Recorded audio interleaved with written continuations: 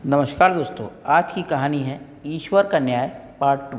अभी तक आपने सुना एक श्रवण नाम का लड़का जो एक बूढ़ी माँ को, जो वृंदावन में किसी पेड़ के नीचे बैठी हुई थी, उनको अपने घर लेकर आया है। उसके आगे की कहानी अब मैं आपको सुनाने जा रहा हूँ। मैं अपनी ज़िंदगी में इतना व्यस्त हो गया हूँ कि कभी इस बारे में बातचीत करने का समय ही नहीं मिला।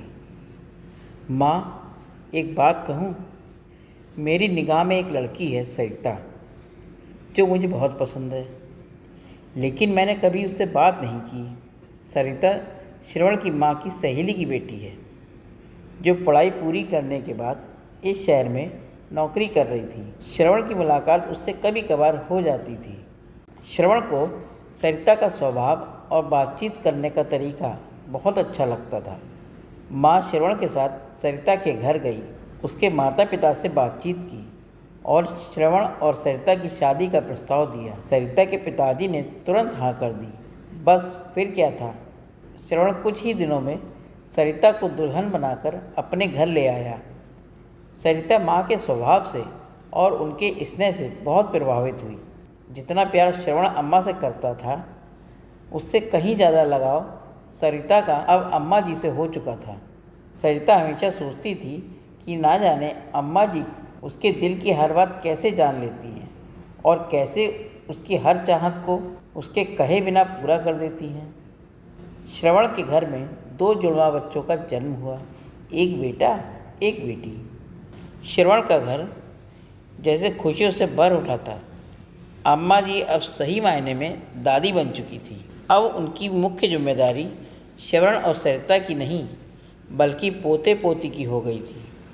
अब उनका बिस्तर पोते पोती के कमरे में लगा दिया गया था, ताकि वे दोनों अम्मा जी की छाँव में रहें और उनके संस्कार के साथ पले बढ़ें। बिना दादी के तो दोनों बच्चे एक समय का खाना तक नहीं खाते थे। जब भी बच्चे मम्मी पापा के साथ बाजार जाते तो जिद करके दादी को हमेशा अपने साथ ले जाते थे। सरिता और श्रवण भी अपने दोनों बच्चों की जिम्मेदारी अम्मा को लेकर बिल्कुल बेफिक्र हो चुके थे। सरिता अपने पति के साथ उसके काम में पूरी मदद करती थी।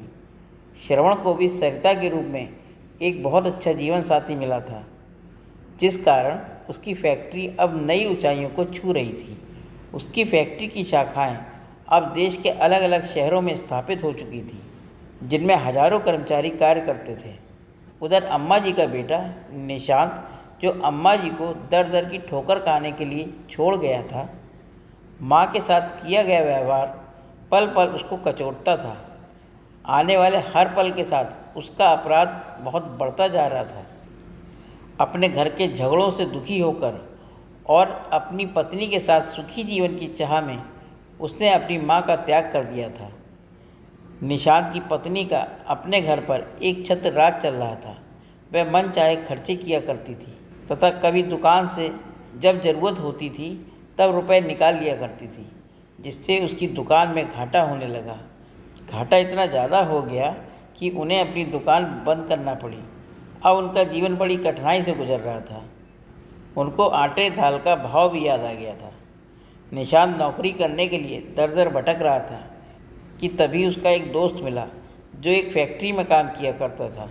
उसने अपनी सिफारिश से उसकी नौकरी लगवा दी। निशांत अब कंपनी में बहुत मन लगा के काम कर रहा था, जिस कारण उसे फैक्ट्री में बहुत मान सम्मान मिलने लगा। अब वह फैक्ट्री का एक महत्वपूर्ण कर्मचारी बन चुका था। निशांत की कंपनी में स्थापना दिवस पर वार्षिक उत्सव मनाया जा रहा था और सभी कर्मचारियों को अपने काबिलियत के आधार पर पुरस्कार वितरित किए जा रहा था। निशांत को अपनी मेहनत और योग्यता के आधार पर पुरस्कार दिया जाना था, जो कि उसकी कंपनी के मालिक के द्वारा दिया जाना था। नियत तिथि पर पुरस्कार वितरण समारोह शुरू हुआ और ये पहली बार था कि जब कंपनी का मालिक अपने सभी फैक्ट्री कर्मचारियों के साथ रूबरू हो रहा था। आज का दिन निशांत के लिए बहुत खास था। मैनेजिंग डायरेक्टर अपनी पत्नी, माँ और बच्चों के साथ समारोह में आए थे। जब समारोह शुरू हुआ और पुरस्कार वितरण के लिए कंपनी के डायरेक्टर साहब से अनुरोध किया गया, तो वो स्टेज पर आए और कहने लगे कि आज हमारी कंपनी के लिए एक बहुत बड़ा दिन है, परंतु आज हमारी कंपनी जो भी है, जिस स्थिति में है, वह केवल और केवल हमारी अम्मा जी के आशीर्वाद से ही है। मेरी अम्मा जी की प्रेरणा ना होती तो मैं ना तो आज ये कंपनी होती और ना ही मैं इस पद पर होता। इसलिए पुरस्कार वितरण के लिए मैं अम्मा जी को बुलाना चाहूँगा। अम्मा जी कृपया स्टेज पर आएं और अपने हाथों से सभी योग्य कर्मचारियों को पुरस्कार वितरण कीजिए। अम्मा जी स्टेज पर पहुंची तो खुशी से उनकी आंखों में अश्रुधारा बह निकली। कर्मचारियों के नाम अनाउंस किए गए और अम्मा जी उन्हें एक एक करके पुरस्कार देती गई। तभी एक नाम की अनाउंसमेंट हुई, जिसे सुनकर अम्मा जी के चेहरे पर न जाने कितने भाव एक साथ आ गए। नाम पुकारा गया, निशांत मिश्रा। सामने से आने वाला व्यक्ति भी कुछ जाना पहचाना सा लग रहा था। अम्मा जी ने ध्यान से देखा तो सचमुच में उनका बेटा ही था, निशांत मिश्रा, जो उन्हें तीर्थ यात्रा का झांसा देकर बड़ी बेदर्दी से उन्हें छोड़ गया था, जिसे उसके बाद अपनी माँ का ख्याल तक नहीं आया। अम्मा जी सोचने लगी कि अब तक तो शायद मैं तड़प तड़प कर मर ही गई होती यदि मेरा बेटा श्रवण मुझे ना लेके आता। प्यार और नफ़रत के भाव एक साथ अम्मा जी के चेहरे पर उभर आए। अम्मा जी को ऐसा महसूस हुआ कि जैसे दुनिया बड़ी तेज़ी से घूम रही है। बड़ी मुश्किल से उन्होंने स्वयं को संभाला और किसी अपरिचित की तरह निशांत को पुरस्कार दिया और अपना मुंह दूसरी तरफ फेर लिया। निशांत ने ध्यान से देखा कि पुरस्कार देने वाली महिला कोई और नहीं, उसकी अपनी माँ थी। देखते ही उसके पसीने छूट गए और वह अपनी माँ के पैरों में गिर गया। उसे विश्वास नहीं हो रहा था कि उसकी माँ, जिसे उसने दर दर की ठोकरें खाने के लिए छोड़ दिया था, आज इतने बड़े साम्राज्य की मालकिन है। निशांत ने अपनी माँ के सामने हाथ पैर जोड़कर माफ़ी मांगी और कहा कि माँ, आप मेरे साथ चलेंगी, अपने घर चलोगी। कैसा घर, कैसी माँ? मेरा बेटा तो उसी दिन मर चुका था जिस दिन वह मुझे मंदिर के बाहर छोड़कर चला गया था। आज से ना मैं तुम्हारी माँ हूँ, ना ही तुम मेरे बेटे, कहकर अम्मा जी ने पुरस्कार वितरण को बीच में ही छोड़कर अपनी कुर्सी पर जाकर बैठ गई। निशांत माफ़ी मांगता रहा, लेकिन अम्मा जी ने उसकी तरफ देखा तक नहीं और श्रवण के साथ घर वापस चली गई। कभी निशांत अपनी माँ का बहुत लाडला हुआ करता था, लेकिन अपनी पत्नी के बहकावे में आकर वह अपनी माँ के साथ बुरा सलूक करने लगा था। उन बातों को अम्मा जी कभी नहीं भूल सकती थीं। उधर निशांत को यकीन नहीं हो रहा था कि जिस कंपनी में वह काम करता है, उस कंपनी की मालकिन दरअसल उसकी माँ थी।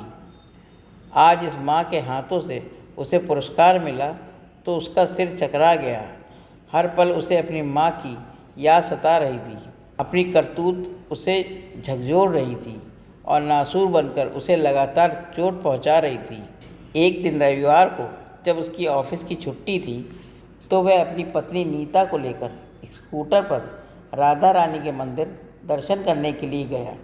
राधा रानी की मूर्ति के सामने हाथ जोड़कर खड़ा हुआ तो उसे ऐसा लगा कि जैसे भगवान भी कुटिल हंसी से उसके द्वारा किए गए घोर पाप के लिए उस पर हंस रहे थे। घबराकर उसने अपनी आंखें खोली। पूजा पाठ करके मंदिर से आते हुए अपराध बोध के कारण उसकी मानसिक स्थिति बिगड़ी हुई थी, जिस कारण उसे सामने से आता हुआ ट्रक नज़र नहीं आया और तेज धमाके के साथ स्कूटर ट्रक से टकरा गया। वे दोनों बड़ी बुरी तरीके से घायल हो गए। निशांत की स्थिति गंभीर बनी हुई थी। उसके पैर की हड्डी टूट चुकी थी और उधर उसकी पत्नी नीता को पैरालिसिस हो चुका था। वह उठने और चलने में असमर्थ थी। जब उसे होश आया तो दहाड़े मारकर रोने लगी। अब घर पर भी दोनों बच्चों की देखरेख के लिए कोई न था। नीता के मायके से उसके भाई भाभी उसका पता करने के लिए आए, परंतु थोड़ी देर हालचाल पूछकर वे दोनों चलते बने। निशांत के दोस्त ने सारी घटना की जानकारी कंपनी के मालिक को दी। जब श्रवण फ़ोन पर उससे बात कर रहा था तो अम्मा जी वहीं बैठकर उसके साथ चाय नाश्ता कर रही थी। निशांत मिश्रा का नाम सुनकर अम्मा जी चौंक पड़ी। उसने श्रवण से पूछा कि क्या हुआ, किस बारे में बात हो रही थी। तो श्रवण ने सारा हाल सुनाया कि उसकी कंपनी का एक कर्मचारी निशांत मिश्रा का एक्सीडेंट हो गया है और वह गंभीर रूप से घायल है। यह सुनकर अम्मा जी रोने लगी। श्रवण ने अम्मा को उनके रोने का कारण पूछा तो अम्मा जी ने सारी बात सुना दी। तब श्रवण बोला, अम्मा जी, कर्मों का फल तो भोगना ही पड़ता है। उसने जैसे कर्म किए थे उसे फल तो मिलना ही था, लेकिन अम्मा जी का मन अंदर ही अंदर अपने बच्चों के लिए तड़प रहा था। उसके बेटे बहू लाचार हो चुके बिस्तर पर पड़े थे, इसलिए अम्मा जी ने कहा कि मैं थोड़ा समय अपने बेटे बहू के पास जाना चाहती हूँ, कुछ दिनों बाद वापस आ जाऊँगी। श्रवण ने भी हामी भर दी और अम्मा जी को बहुत से पैसे देकर उसके बेटे बहू के पास छोड़ आया। अम्मा जी ने अपने बेटे और बहू को एक अच्छे अस्पताल में भर्ती कराया, जहां उनका पूरा ध्यान रखे जाने लगा। उनके बच्चों को संभालना और साथ साथ उसकी दुकान को भी फिर से खड़ा किया। जो पैसे श्रवण ने दिए थे उन पैसों को अम्मा जी ने अपने बेटे बहू की गृहस्थी संभालने में लगा दिया। हर कदम पर श्रवण ने अम्मा जी की पूरी मदद की। अब निशांत और उसकी पत्नी की तबीयत कुछ पहले से सुधरने लगी थी और दूसरी ओर उसका कारोबार फिर से पहले की तरह चमक उठा था। उसकी गृहस्थी को कुछ ही महीनों में अम्मा जी ने फिर से व्यवस्थित कर दिया। जब उन दोनों की अस्पताल से छुट्टी हुई और वे घर लौटे तो अम्मा जी से माफ़ी मांगने लगे और अपने किए पर बहुत शर्मिंदा थे। अम्मा जी की बहू बोली, जिसको मैंने घर से बाहर निकाल दिया था वही आज घर की लक्ष्मी बनकर आई हैं। अम्मा जी, मैं आपको समझ नहीं पाई। हम दोनों ने आपका निरादर किया, हमारे इस कर्म की सज़ा हमें आज मिली है। दोनों बेटे बहू अम्मा जी के पैरों में पड़ गए। अम्मा जी ने भी उन दोनों को माफ़ कर दिया और अपने पोता पोती को खूब दुलार किया। कुछ दिनों और वहाँ रहने के बाद अम्मा जी ने कहा, अब तुम दोनों की तबीयत ठीक हो चुकी है और तुम दोनों अपनी गृहस्थी को संभाल सकते हो। अपनी दुकान भी खूब अच्छे से चल रही है, इसलिए अब मैं चलती हूँ। मेरा बेटा और मेरा परिवार मेरा इंतज़ार कर रहा है। यह कहकर अम्मा जी अपना बैग तैयार कर लिया। बेटा बहू ने अम्मा जी को जाने से रोकने की खूब कोशिश की, परंतु अम्मा जी ने कहा, मेरा बेटा श्रवण मुझ पर जान छिड़कता है। अब वही मेरा बेटा है, इसलिए अब मुझे जाना ही होगा। इन दोनों ने बहुत मनाया, परंतु अम्मा जी नहीं रुकी और बेटे के घर के लिए बाहर आईं।